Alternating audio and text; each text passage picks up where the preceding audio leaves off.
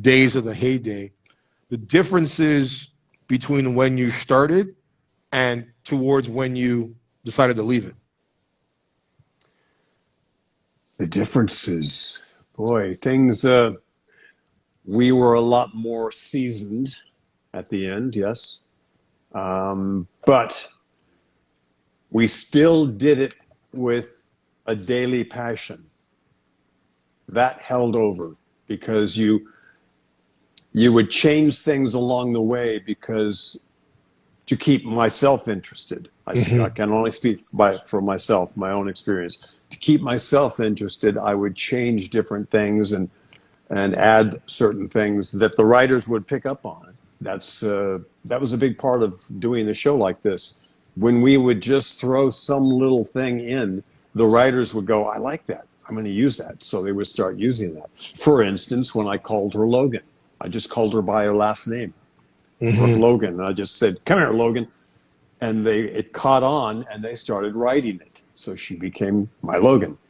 And they did that with several different things for all of us. We would all, one interesting thing, I'll get back to what you asked. Yep. One interesting thing that happened, and I'll put this to Bill Bell specifically. When Bill would write our show, he would write things that would very often mirror our real lives. Now, this is our real life that nobody maybe knew was going on. But Bill would write something, and we actually started thinking, do they have a microphone or a camera or something in our dressing rooms to even know what we've been sharing with each other? And they would write something personal about, and they would incorporate it into the story where it got a little creepy because we go, how would he know that's going on in my life? So he would mirror our real lives, which was weird because we thought we were keeping everything very separate. We would come in and very often you didn't say anything to anybody else. But Bill was writing something that was mirroring your real life, and you're going, okay, so he's either tapping into some consciousness that we're not even aware of, which I think Bill actually did because he was an amazing creative weaver of stories. But it creeped the actors out. A handful of us would get together and confer and go, what do you think's going on? What are we being listened to? Are we being watched in our outside lives? What's going on? But that was very funny.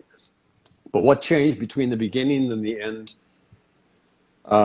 There wasn't that fear factor as there was in the beginning, which was great because it's hard to function when you're just flat out under stress and under fear of not remembering your lines and am I hitting my marks? Is everything going okay?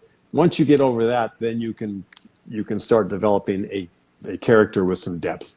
So you're speaking of fear factors. So like for you, what did you find more difficult? The remembering your lines or the kissing scenes and love scenes? And for you, like what was that like your first experience? Did you ever feel any nerves in the sense of, because of having to do those? I mean, I know how it works, but for the audience that doesn't know the way the camera stuff, everything that you see on TV, as you said, it looks all sexy when it's all done. But as you know, like you got a boom mic here and a thing here, like it's not as sexy as it is when you're putting it together. Did you ever feel a different type of pressure between learning your lines or the love scenes or the kissing scenes?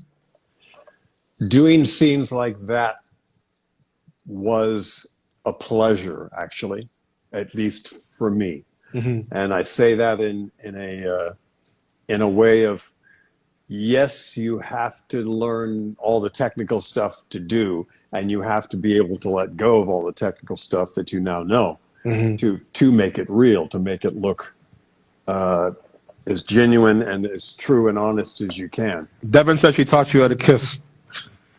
She retaught me how to kiss, yes, because I was. Let's save that story for after. Okay. Let me keep going. Yeah. With this. Okay. It was a pleasure doing those scenes, and I'm going to give much credit to Catherine and to Hunter for making it that easy to do. Hmm. We all three of us had a wonderful chemistry together, and it made it a lot easier than I imagine it would be. Some people, maybe it's not the same. You might be paired up with an actor where you just don't feel a connection to them at Hmm. all, and things can get really difficult. And maybe it's believable, maybe it isn't. Hmm. It's happened with a lot of very well-known actors where they just get paired up with somebody and you do not feel the connection. We did. Hunter and Catherine and I, and some of the other people on the show who we were paired up with, we had a great connection. And that was, I count myself as completely and totally fortunate and blessed to have had that connection. That's Well, one of the reasons. I think with Catherine, you can have. I mean, I adore her so much, and I think that with her, her energy is such an infectious because it's like you before you meet her, you don't a lot of times you don't know what to expect as in our business of like what someone's going to be like, and then when you do, and with her it was like it's always like a breath of fresh air when you see her. Like she reminds me so much similar of one of my closest friends in the business, Sharon Case.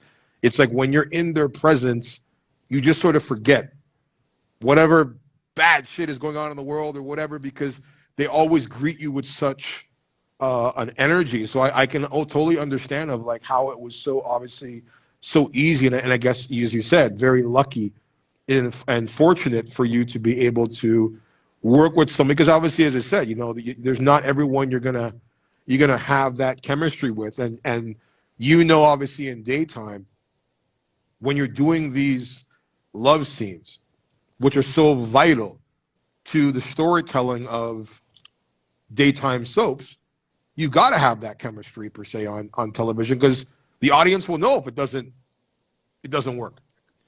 And we actually, I say we, me, either Catherine or Hunter, and whoever was directing that day, we would come up with ways to push the envelope Hmm. and see how far we could go with those scenes. And we had some fun times because we would push it to where CBS would send down a memo going, please don't do that again.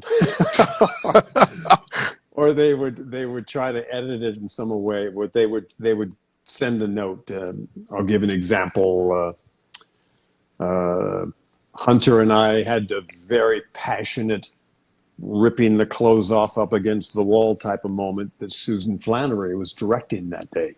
Okay. So we walled off part of the set because Hunter was going to be basically topless. And we made it as genuine and heartfelt as we could, but there was a very sort of big, passionate moment. And CBS freaked a little bit because they thought it looked too rough. They thought it looked too raw. Hmm.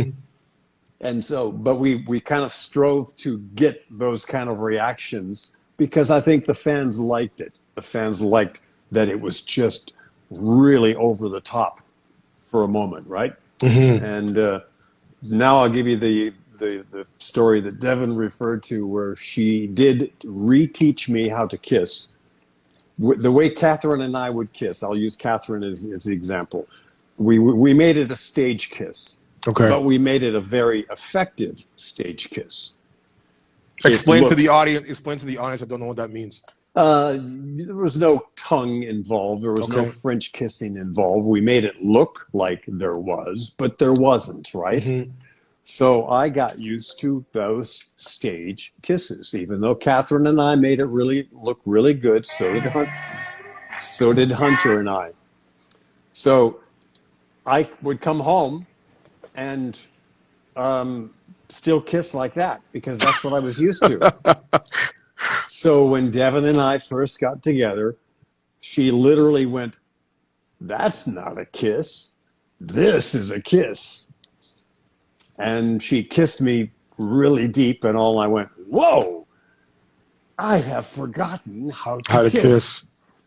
I've gotten so used to that I've been doing for years that I didn't even think about it. And she just went, "Nah, that's not a kiss. Let me show you how to kiss."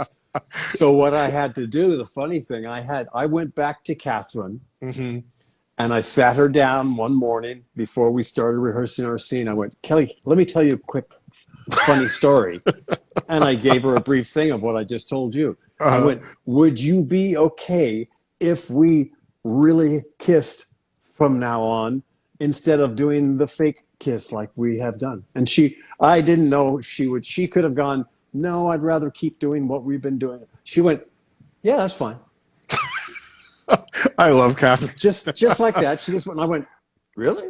Okay, then cool. Then I don't have to go home and separate myself out and relearn how to kiss and get chastised by my new wife and all."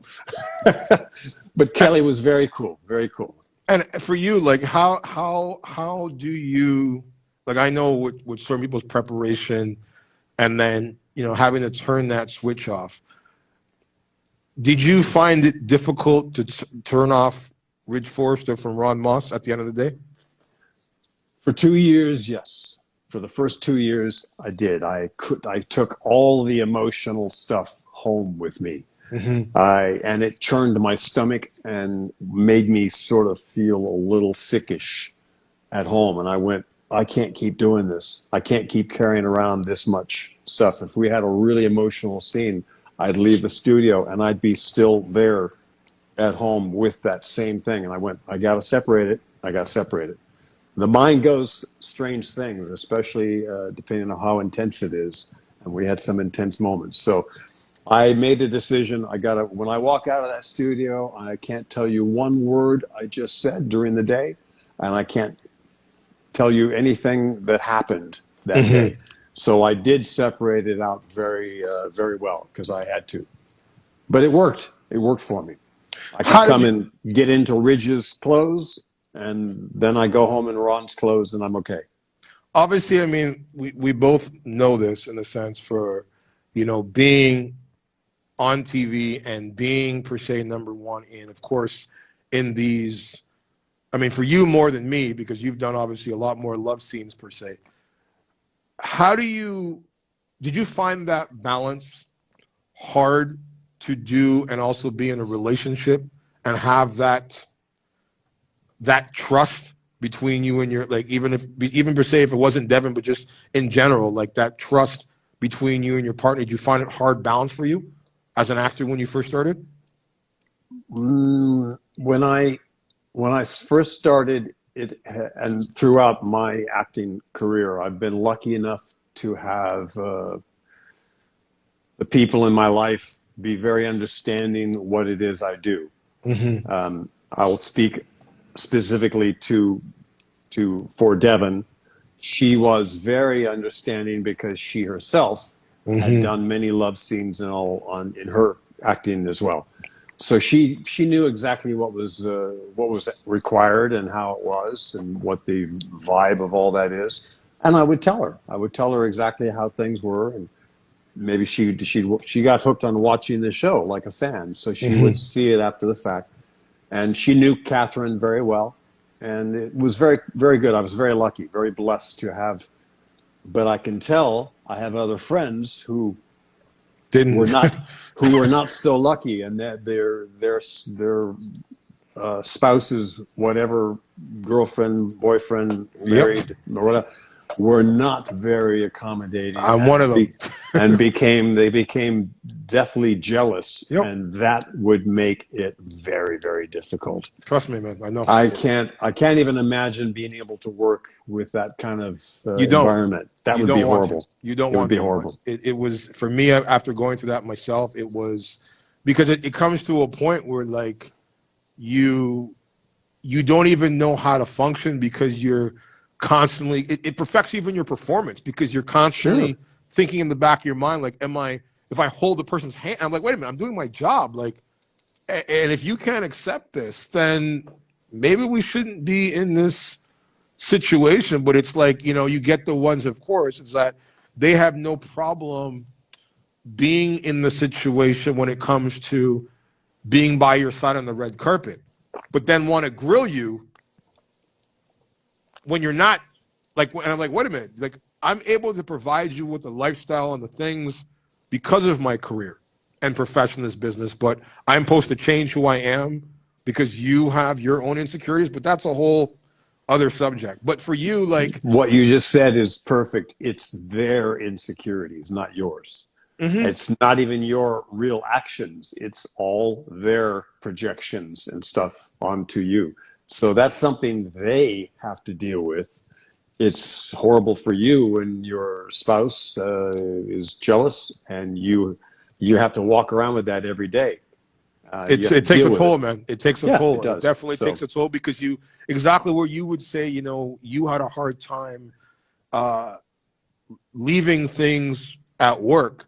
For me, it was like you're already under enough stress at work because of the situation, and now you got to come home, walking into your own house after a long day of shooting, and feel like you got to walk on eggshells in your own home because you're like you don't want to like it's like and I think the beauty about it for you and Devin is that like her being a sex symbol when you guys met still now and being the top of the game of Playboy and everything else, you already being living that rock and roll lifestyle, it was almost like a match made in heaven where you both have an understanding of like, okay, like this is our job, this is what we do, and it's either you accept me for who I am, but I also think the beauty about it is that when you both are in the business and then when you come home, you really don't even sometimes even want to talk about the business. Like you spend more time probably. I mean, I don't know about if that's the case with you guys, but like I know for me, like when I've dated somebody who's been in the business, I find it easier to have. Yes, you can talk about things and talk about projects and whatever, but you more want to spend that time really getting to know each other rather than focusing on the business stuff. It's like, okay, that's what I do during the day, and at the end of the day, I'm shutting it off. Was that the case for you? I would come home and I would be talked out. I had said my quota of words for the day. And I definitely believe that a lot of men have a quota of words. I know I Mm-hmm. do. And Devin doesn't, I don't think she has a quota of words. I'll get back to the funny part again. But she would want to talk. She would want to talk about stuff. And I just had to get to studying before I got too tired to look at my next dialogue for the next day. And I literally didn't. I would just come home and quickly go, yeah, we did this today, and then I go to my work. But we didn't talk about a lot of stuff about the show because I just basically didn't have time. I had to prepare for the next day. But it's everything I could do to see my kids for an hour, hour and a half, put them to bed, and then go on to get as much stuff as I could get done before I went to sleep. But getting back to you having a mate that didn't understand what you did, that's got to be incredibly hard. I'm sorry you had to go through that. 4.5 years, man, and then I had to make a choice, and it was like after I made that choice, it was the best choice for me that I had to make. It was the hardest choice I had to make to walk away. But there comes a point, I think, in everybody's life or any viewer that's watching this in a relationship where it's like we have a tendency to sometimes lose ourselves for the purpose of thinking that compromising is love, and I don't believe that that you should have to compromise your happiness for anybody. And I think that when you take that moment to sort of say to yourself, okay, the way that I look at relationships, it's like I don't really believe in them. I believe in what you and Devin have. And what I call what you guys have is not a marriage. It's not a relationship. It's an empireship. And an empireship to me is where you've got a king and a queen. And where a relationship, it's more of a prince and a princess. And sometimes even a king and a princess. And if you look at like any Gladiator movie, when it comes to them trying to, like, that older father is about to die, and he's looking for someone to take over the kingdom, and the prince, who people think is in line to take the roles of the reins, he wants to have that power, he wants to have that prestige. But if you look at every gladiator movie, they always turn to the warrior, the guy that's willing to go into the game and fight and defend, and he earns the respect of his peoples. And I always say a relationship is similar, where you have to have a foundation where you have a king like yourself who goes out into battle, who goes out into the workplace, and he's doing his thing. And while he's doing his thing, the queen, being Devon, is the one that holds down the kingdom at home. She knows, okay, while my king is out in battle, I'm strong enough to be able to hold shit down. And Devon, who is an entrepreneur, has made her own career, made her own name, her own path. Where you find in this business, like in my situation, where you can try to explore of teaching the person the business, they can seem like they're supportive of you in your endeavors and what you're doing, but unless they've really been in the business themselves to know the sacrifice, to know what it takes to maintain a level of longevity and worth ethic, and just the sacrifices that you have to give up, you spend more time defending yourself in those type of relationships than you do in actually being in it. And that's what, for me, it was a constant of explaining. And I was just like, okay, when you have as I said, a queen like Devon, she's strong enough to say, okay, I don't need to know everything.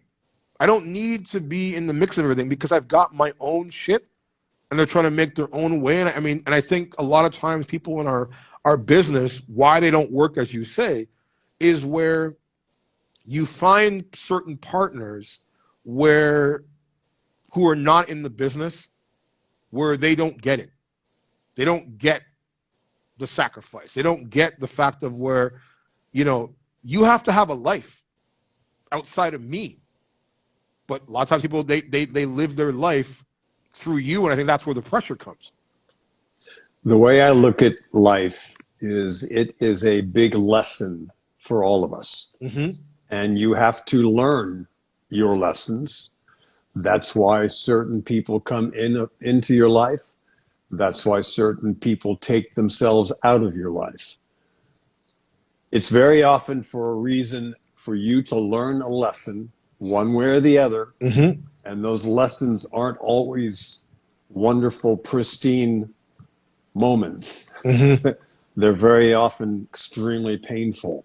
But nevertheless, they are lessons. And if we are aware and we accept that people come into our lives and people go out of our lives to interject different things, I've become much more aware of that. Devon has too.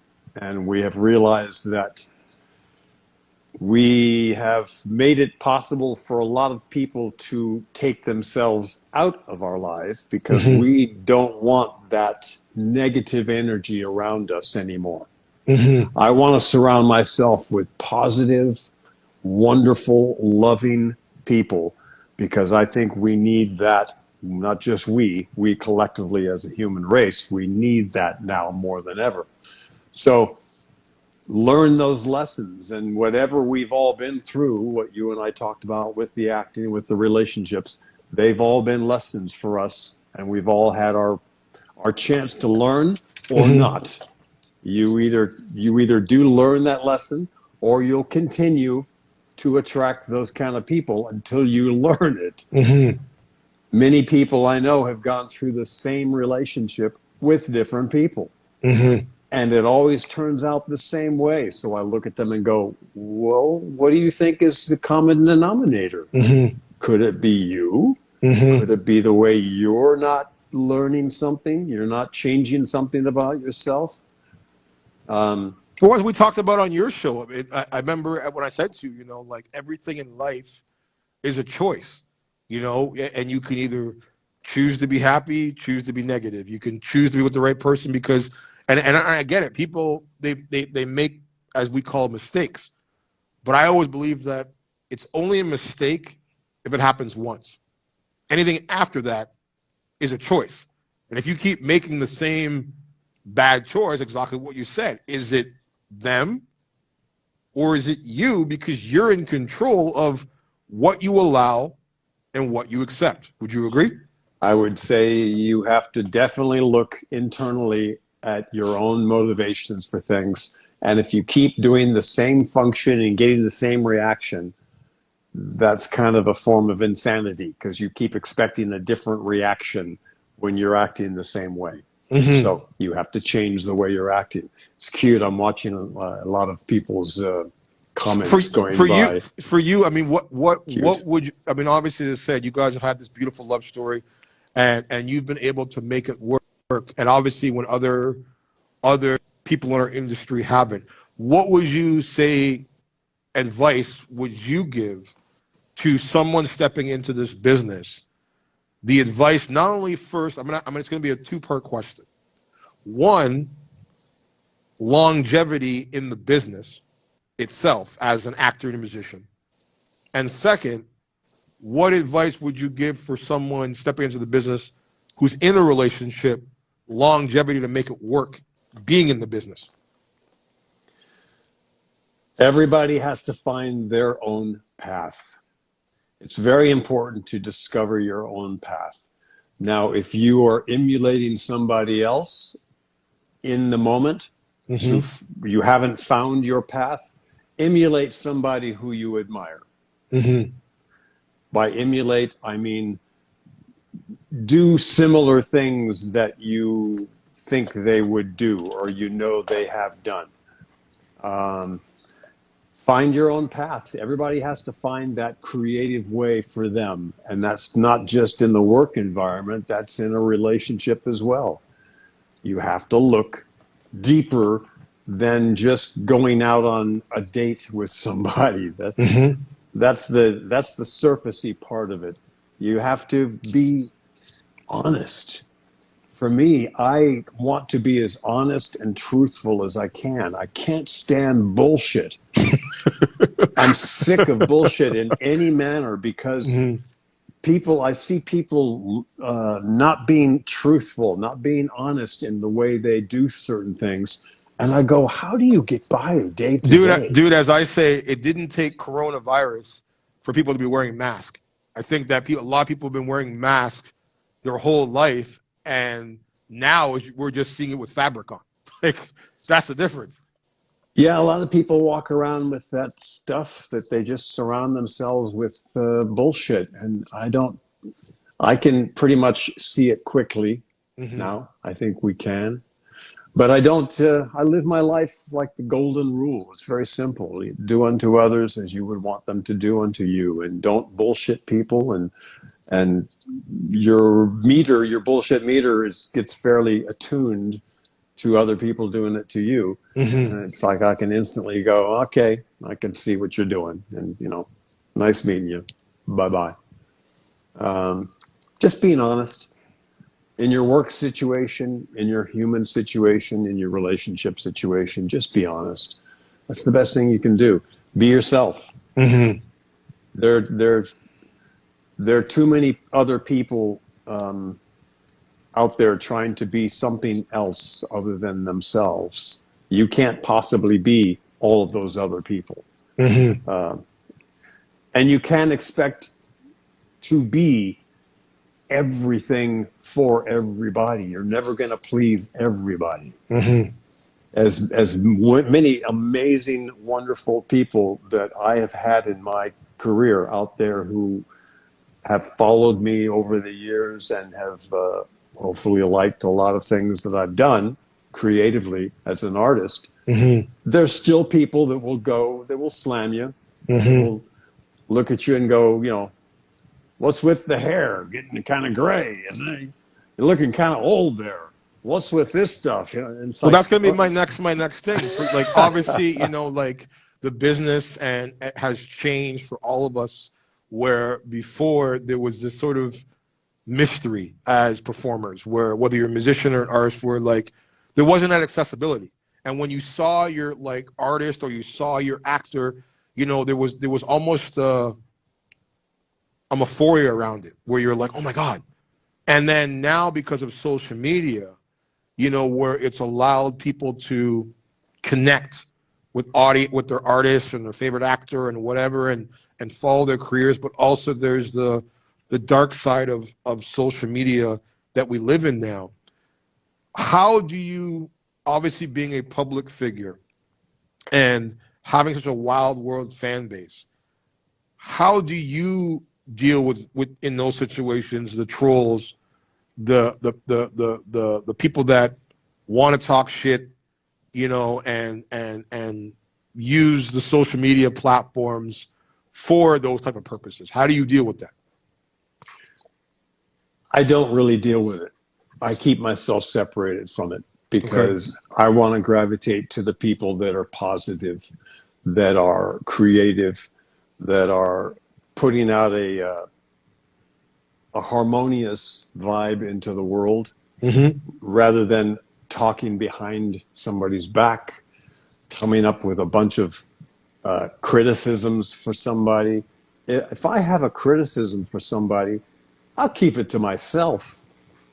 I'll keep it to myself unless they ask me, Ron, could you give me a critique of this or tell me what you think of this? And then I'll give them my opinion. Otherwise, I just keep it to myself because it's not relevant to have to go online and criticize anybody for anything. I don't see the purpose in all that. I like to put out a positive vibe in pretty much everything I do. If you have something bad to say, shut the fuck up. And that's the thing. Me and Sean Kanan, we talked about it, in the fact that people are so desperate to find their 50 minutes of fame. And when you got places, for example, like Twitter and even just various social media platforms where, we've been, and we talked about it, before, in how the world has become this divide, between good and bad, almost like a superhero, or like wrestling. You've got your villains and you've got your baby faces, and then where people have now been given this opportunity to express their opinions when you didn't ask for it and say these negative things. And exactly that, I'm just like, my whole thing is that if you've got shit to say to me, like you don't like Ron, you don't like me, you don't like what we do, you don't like my face, you don't like his face, there's two options. You can either click on follow, problem solved, or you can meet me in the street. like you can meet me in the street and we could talk about this. We could talk about this, but I feel that like now everybody has, a lot of people use these platforms that, to me, like, where yes, we couldn't be doing what me and you are doing right now 10, 15 years ago. But in many aspects, to you, do you feel, especially in our business, do you feel that social media has hurt the business or made it better?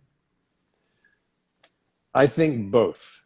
I think it has provided a platform for people to communicate more, but I also feel that social media has become a huge and totally engrossing distraction from life. I feel that people have gotten so involved in the social media and the phones and the stuff that they have lost communication, real communication, being aware of the life around them, and real human contact. Many people are not comfortable with that anymore. They just want to be online texting.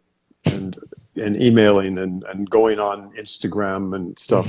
It's a platform for, yes, communication like we're doing now, which I think is great. And we can share it with a lot of people out there. Someone said, no cursing, Ron. It was funny. I saw that. This is Hot Topics. Everything is off the record, so he can do what he wants on the show. But I think it's a huge distraction. A distraction from what's going on in the world. It makes people less aware. In one way, you can become more aware of what's going on, but in another way, you become engrossed in the surfacey stuff of social media. Well, just what does somebody look like? What are they wearing? What celebrities doing this? I'm not a fan of that. And yes, I'm one of those people that people may have looked at in that way, but I don't propose it. I don't recommend that. I don't even recommend people listening to a celebrity for different things because, like politics and shit. Yeah, a lot of people don't know what's really going on, but we get to where we listen to somebody just because they're popular or they're a celebrity, and it doesn't mean that their attitude is right. So you have both between social media. You have the distraction element, and you have a possibility of a wonderful new communication opening up, which what you're doing right here.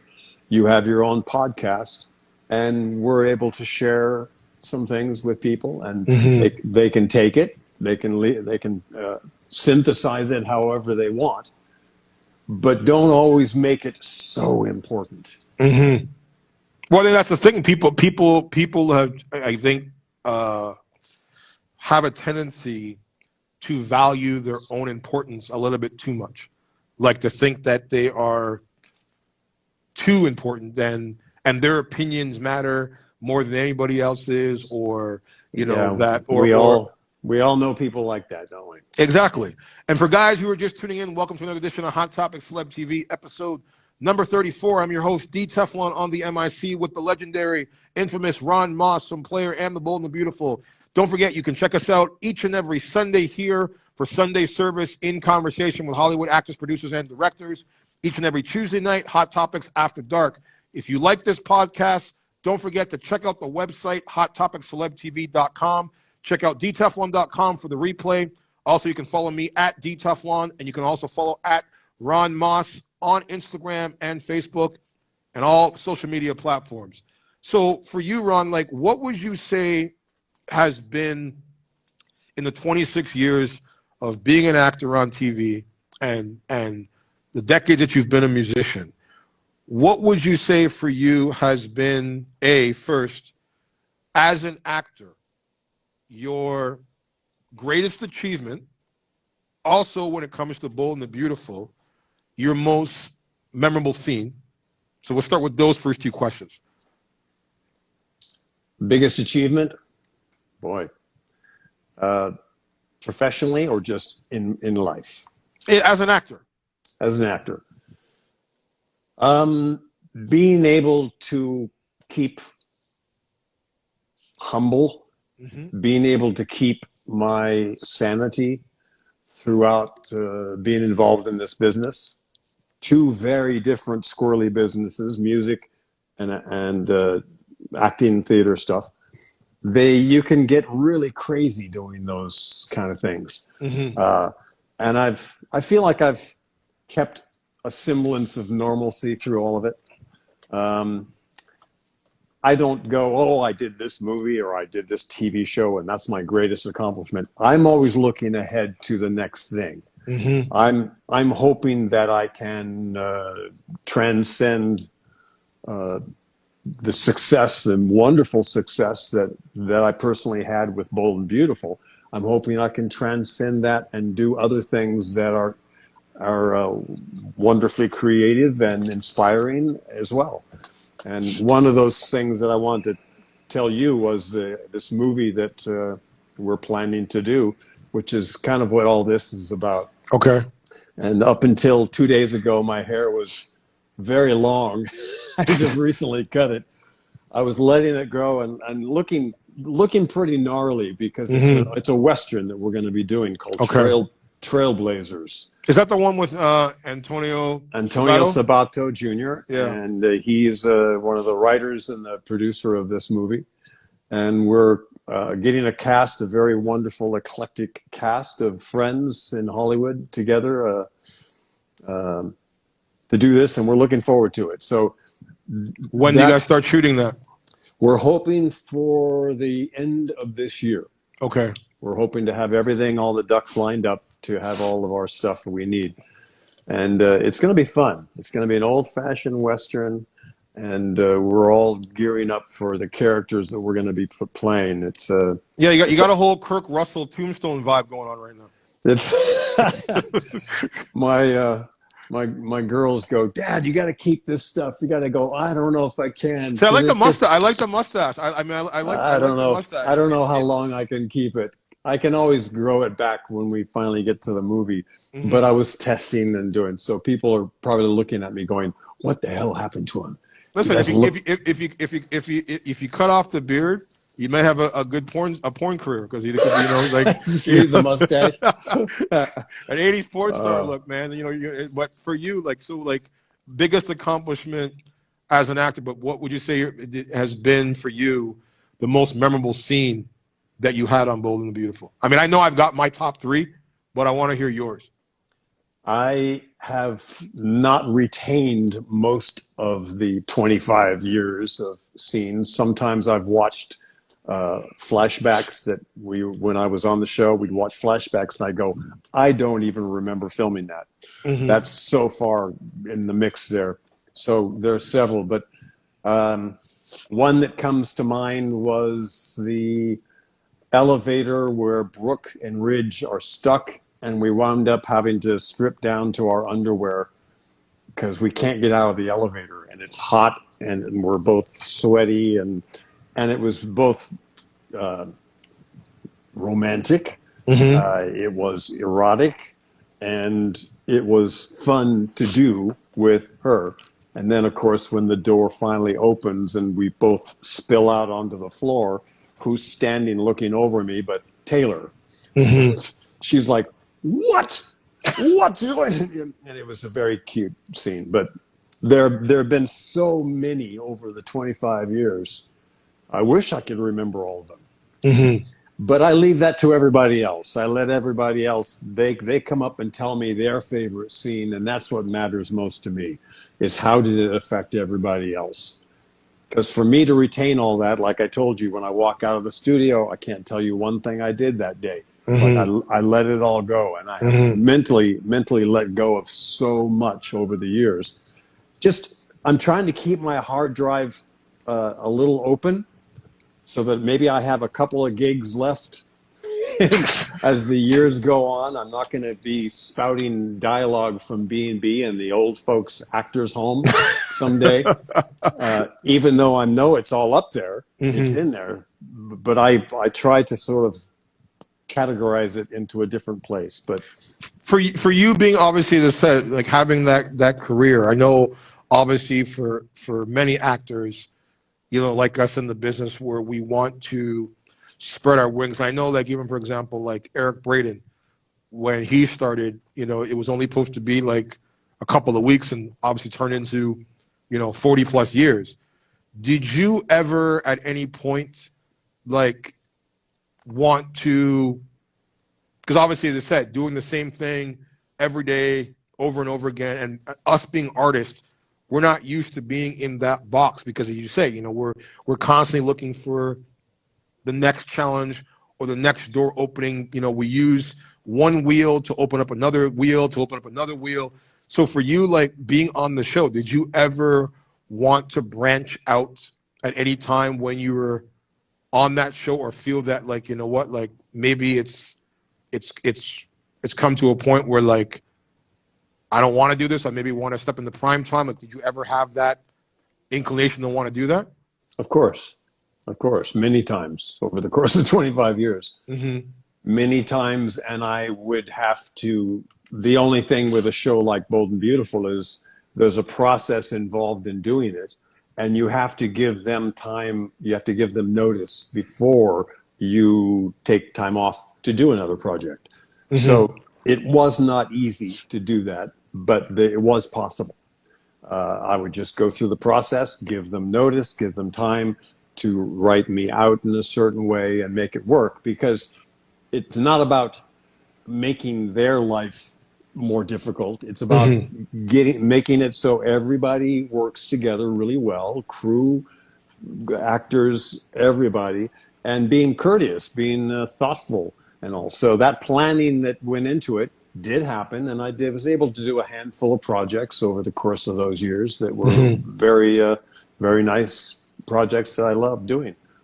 So I had this question in retrospect to that, because I had, Sarah Joy Brown and Doug Davison on last week, and Sean the week before, and I asked them the same question I'm going to ask you, is that, in your experience, obviously working in daytime, working in primetime, working in film, and with you, there's a difference because you have, like me, the extra added bonus of as well being in music. What would you say the difference is for you in your experience as an actor between daytime and primetime, and your differences in preparation between working in daytime, film, and primetime and music? Your preparations, the differences. Very different preparations, very different. And that's what separates out the daytime genre, is you have no prep time. You have to do it instantly. You have to do it so quick that most people crash and burn. And it's a very different beast. At nighttime, you have a certain amount of time to absorb the script and to work on the script and maybe rehearse and go and do some things for an hour and a half project, whatever it happens to be. Not with what we do every day with the TV series. It's so... I have seen the reaction. I'll give you a quick one. A guy named John Philip Law. Okay. Wonderful actor from movies. Came on to The Young and Restless for a few weeks. Okay. As a guest to them years ago. And he came into our dressing room, our makeup room in the morning one time, and he had a look of shock on his face. He was blown away. Okay. He was just stunned. And I walked up to him and went, "That's John Philip Law." I went up and introduced myself and said, "Hello, I'm good to meet you." And he goes, "I don't know how you guys do this." He'd been on for 2 weeks. He went, "I can't do this anymore. I don't know how you guys do this all the time. It's too much. It's just too much." I'm sitting next to Michael Madsen on a plane, and he looks over at me. He goes, "How many pages you guys do a day?" I went anywhere from 20 to 50 sometimes. I still don't know how you do it, man. And he's just looking at me going, 3 pages a day, that's my world. 3 pages a day. And he's just shaking his head like it's unbelievable. And it is unbelievable. It's a different mindset. It's a different beast totally. But I loved it. And I got my brain acclimated to it. We were a big family on Bold and Beautiful, which made it so much more pleasant than it would have been. I can't imagine being on a show where people don't get along with each other and don't have a real camaraderie. I think a lot of shows do have that, but it was extra special on Bold and Beautiful. And that's what I miss most. People ask me all the time, "Do you miss doing the show?" I go, "No, I don't, but I miss the people I worked with. Most of all, I miss that family that we had." And I'm talking crew as well. Crew and production and everybody. I miss them very much. And it's a very special thing that I'll never forget. I'm very grateful. I feel blessed. So obviously you shocked the world when you made that decision to leave. What was it that made you say to yourself, it's time? Like, what was the deciding moment or factor for you that made you make that decision? Because I was even I, shocked by it. it surprised me too, and I'm gonna put most of it on an accident that Devin and I had before a couple of weeks before I had to leave. My contract was up, yes, and I had to make a decision of staying or not for another couple of years. And we were in this accident that really, literally and symbolically, turned me around and put me in a different direction. It injured both of us in such a way. Maybe the brunt of it was my injury, but it made me, because I hit my head really hard and fractured my shoulder and all, I couldn't remember. I instantly could not remember as much stuff as before. And I didn't know if this was going to be permanent or temporary. I had lost all the strength in my left hand from hitting my shoulder. Wow. And from hitting my head, my memory pretty much went away. Now I can remember who you are and all that, but amount of dialogue, no, it had gone away. And it scared me because I didn't That would know be if it, super scary, I man. didn't know if it would be permanent, and I just took a symbol that had happened to me, and I went, maybe this is a message saying I need to do something else. Now, for me personally, I wish I had communicated all this stuff to everybody on the show more. I didn't. I'm not one of those people that airs out their dirty laundry.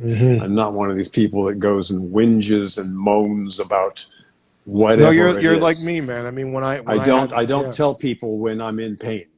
They don't usually know that. I keep it to myself, and I did the same for the people on the show. So they didn't know what I was having to deal with. And I wish in hindsight that I had been a little more upfront and revealing to them, to go, guys, I'm really having a hard time here. I think I'm going to have to take some time off. I don't know how long a time, but I need some time off. And I wish especially I had said this to Brad Bell, who was the executive producer and writer of our show. Then I wish I had said to him, Brad, I really need to take some time. I don't know how long, but I need to take some time to see if I'm going to heal from this or not. And I've neglected to do that. So for their perspective, it just looked like I was going to stop in 2 weeks. And I wasn't giving any real explanation for why. And it wasn't just because I was tired of doing the show and didn't want to go on. I was just very confused and in a very black little place in my life right then. So in hindsight, 2020 vision of what we could have, should have, would have done. But that was a big reason why I decided, I think I better take this time and go do something else, if I'm even able to do something else. So there we go. No, and I think that is the thing that we deal with in this business, where people think that you come into a sense of invincibility, and when it's something, I mean, obviously you know my history with my brain surgery and stuff like that, and I remember when I returned to work, maybe it was like 2 weeks after, and I had like this big ass hat over my head, but nobody knew that underneath that big ass hat I had like bandages all wrapped around my head. And this is where I go back to the business where I talk about people, is that the industry, it's not, I don't think it's really the fact of, number one, that, of not wanting to communicate, but in our business, the business doesn't give a shit. Like, they don't give a shit whether you're sick or injured or hurt. Like, and you also just don't want to, put yourself out there as weak or as a victim, in these circumstances. So and as you know, like in our business, the old saying, the show must go on. And I think that's where it comes down to people who have dealt with physical and situations like myself and like yourself, where, I mean, even take Chadwick Boseman. I mean, he was dying of cancer. And he was putting out, I mean, you would have never known in Black Panther and all the different movies that he was doing that anything was wrong. And it wasn't until, like, you know, the end where people were like, wait a minute, he's got cancer? You know, because some people, they find the fuel where you're like, you know, exactly what you said. Like, you know, for me, I know it was, I mean, I've had near-death situations. But I think, you know, you take a really perspective, you know, when people ask me, like, you know, where the Teflon comes from. And I say to people, it's like, you know, if you've known what the fuck I've been through in my life, you would understand where that came from. And I think when we're in the business for so long, and as you said, at daytime, going at such a rapid pace every single day, and people come into a certain expectation of like, okay, this is wrong. This is the level that we're going to get. This is the professional we're going to get. This is the intensity we're going to get.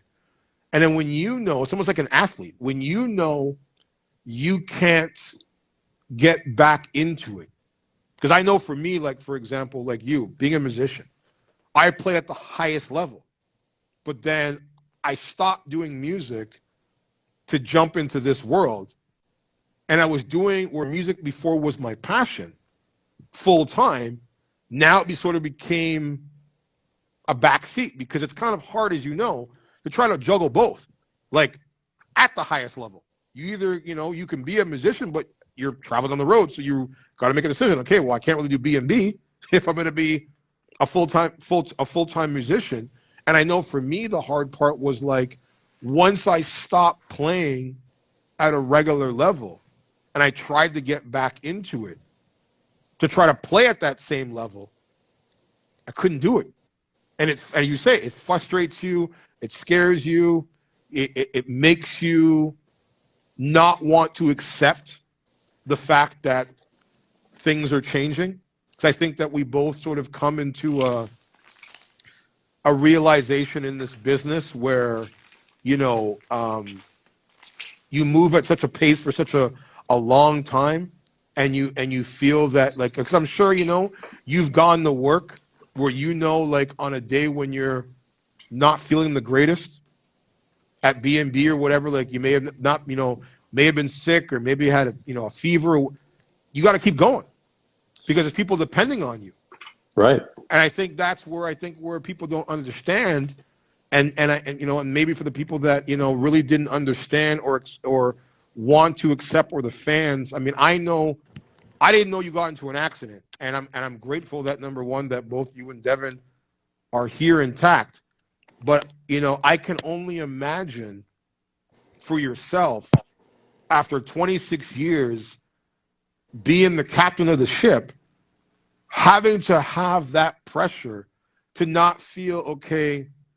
First, it's like, okay, you come into the situation of, I'm letting myself down, because you're like, this is not my time to stop this shit. Like, I still got a lot more gas left in the tank, but then you're going, okay, well, I can't do it at the capacity that I once did. So you don't want to do disservice to not only your castmates, to the crew, to the legacy of the show, to the legacy of your character on the show, and also, you know, a disappointment to the fans that watch you. And you have to make this hard decision that people, I think, a lot of times, and I've been reading in the comments, people saying, you know, come back to B&B and come back to B&B and come back. And I don't think they understand is that, like, people reach a point in their life where they're like, okay, I just want to move on. Like, I want to do other things.